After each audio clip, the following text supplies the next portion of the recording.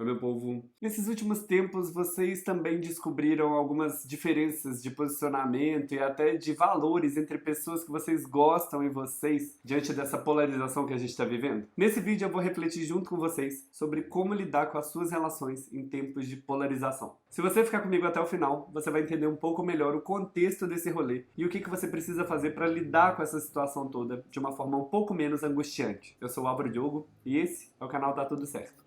Vem comigo. Essa situação toda que a gente está vivendo de polarização e de divisão entre as pessoas não está acontecendo só aqui no Brasil. Essa é uma situação bastante comum na nossa geopolítica contemporânea e por isso vem sendo verificada em diversos países na Europa, nos Estados Unidos e ao redor do globo. E no meio dessas divisões de grupos, que na maioria dos casos têm a ver diretamente com a política ou são questões bastante políticas, ficam as nossas relações pessoais. De repente a gente passa a perceber que nem todas as nossas pessoas estão do nosso lado nessa divisão. É importante destacar que essa organização dos seres humanos em tribos para combater um inimigo em comum é bastante natural e remete aos primórdios da nossa civilização. No primeiro momento isso facilitava a sobrevivência dos indivíduos, porque em grupos eles conseguiam enfrentar melhor as ameaças que apareciam pelo caminho, fossem elas ameaças da natureza ou mesmo tribos inimigas. Esse aspecto histórico ele contextualiza a nossa ancestralidade e também ele faz com que a nossa espécie acabe amadurecendo numa situação de conflitos constantes. O que inicialmente era uma competição por sobrevivência passa a ser uma competição por dominância, por sobrepujar o outro grupo, o grupo rival. Isso ao longo dos séculos tem diversos impactos. Diversos grupos sociais vão tentando se sobrepor uns aos outros através de guerras ou então de dominação social e política. Historicamente também houve tentativas de lidar com essa característica dos conflitos e da competitividade natural da humanidade de uma maneira mais pacífica e mais congregadora. O maior exemplo disso são os esportes, que a gente pode destacar aí os Jogos Olímpicos, em que as nações competem umas pelas outras,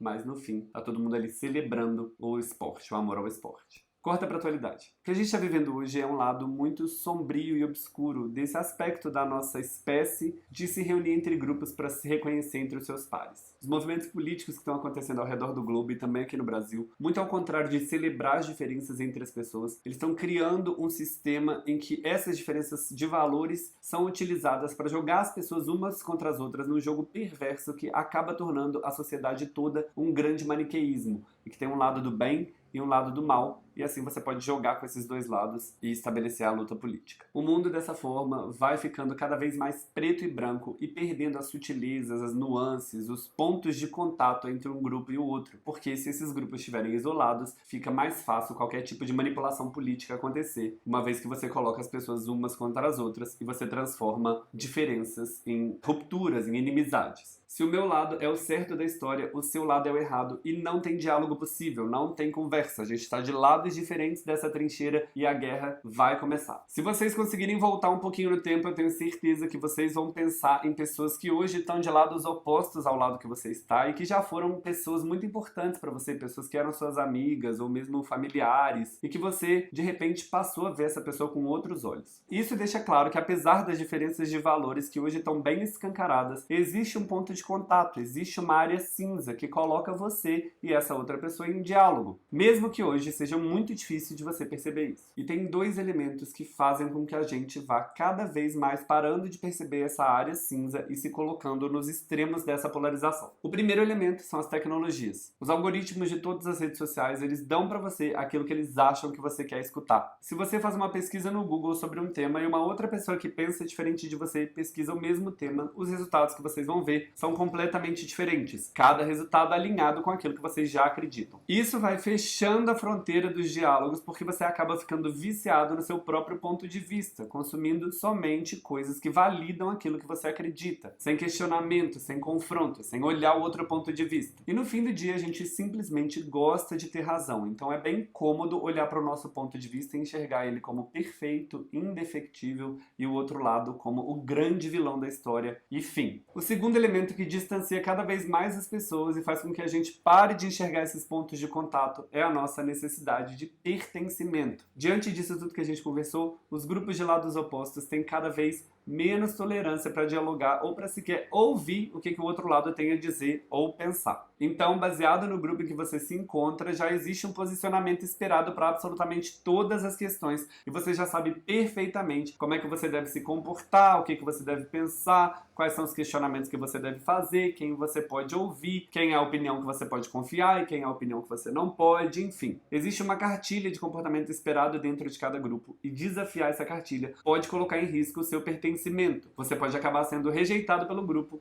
ou cancelado. E eu tenho certeza que se você for bem honesto com você mesmo, tem questões que você não exatamente concorda com o grupo no qual você está inserido, ou pelo menos não tem uma opinião tão formada assim, mas segue a cartilha para evitar problemas para o seu lado. E isso acontece porque, como eu falei, o pertencimento é uma necessidade da nossa espécie. A gente precisa viver em grupo e a gente não quer ter esse pertencimento ameaçado. Esse fato acaba isolando cada vez mais os grupos opostos e fazendo com que as conversas, os diálogos e a área cinza fiquem cada vez mais invisíveis. Só que tem um detalhe: nas nossas relações individuais, essa área cinza vai aparecer. E se você está curtindo o vídeo e quer saber o que acontece nesse momento, já deixa o like para mim e confere se não está inscrito aqui no canal para não perder os próximos conteúdos. Eu acho que as últimas eleições presidenciais aqui do Brasil foram um marco que escancarou como o nosso país estava polarizado. Eu sou um cara bastante do diálogo, mas eu lembro que eu fiquei bastante fragilizado e sensível durante aquele período. E eu tive rompimentos, sim, com pessoas da minha própria família, com amigos que eram muito importantes pra mim. E ao mesmo tempo em que eu via isso como um movimento necessário pra eu me colocar e pra eu marcar minha posição naquele momento, eu não tava feliz com algumas daquelas relações que eu tava perdendo e que em outros momentos foram tão importantes e significativas pra mim. Como é que era possível que uma pessoa que fez parte da minha vida, da minha infância, de memórias afetivas que eu tinha, pudesse ter uma visão tão absurda, tão diferente da minha, tão errada? Isso porque naquela época eu estava completamente imerso nessa estrutura de nós versus eles e eu não conseguia enxergar as coisas de outra forma. E se você parar para pensar, você também está do outro lado para alguém e essa pessoa também não consegue entender as suas motivações, as suas razões, o que você diz para ela também não faz sentido e ela também não consegue te entender e o diálogo vai ficando cada vez mais complicado.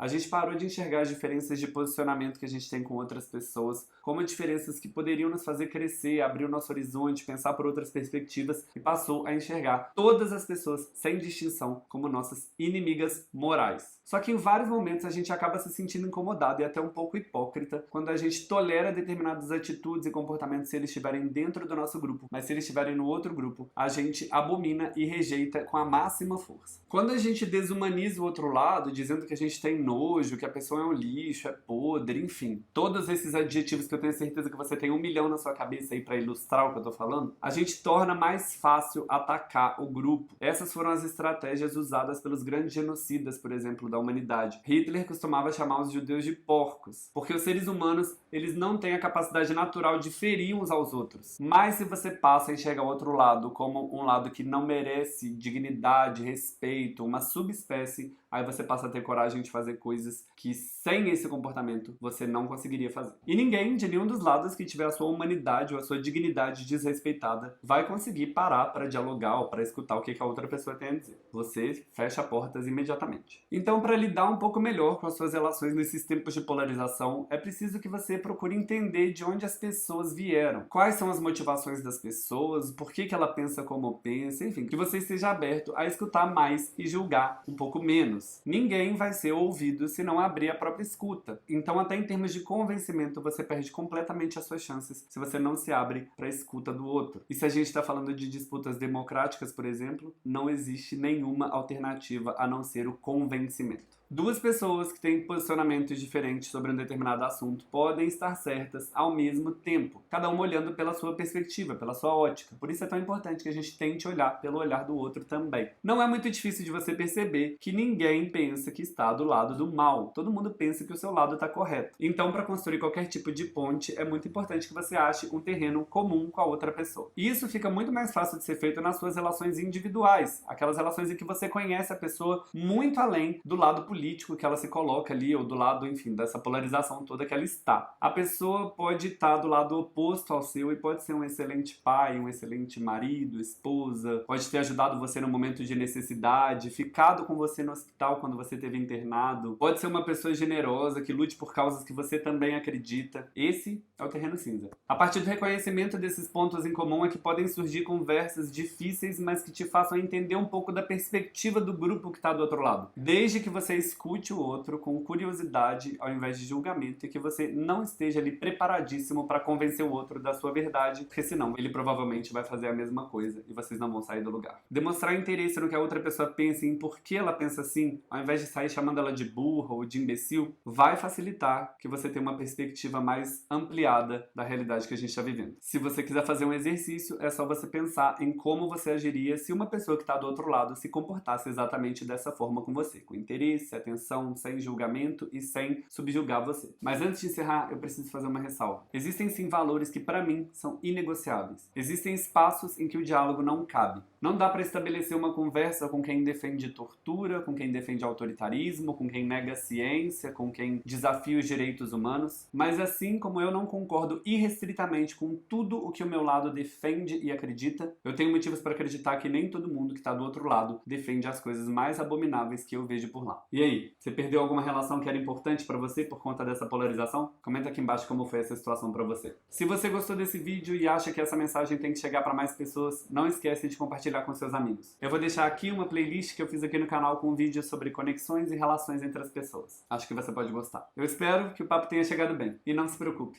se não tá tudo certo, vai ficar. Um abraço e até o próximo vídeo. Tchau!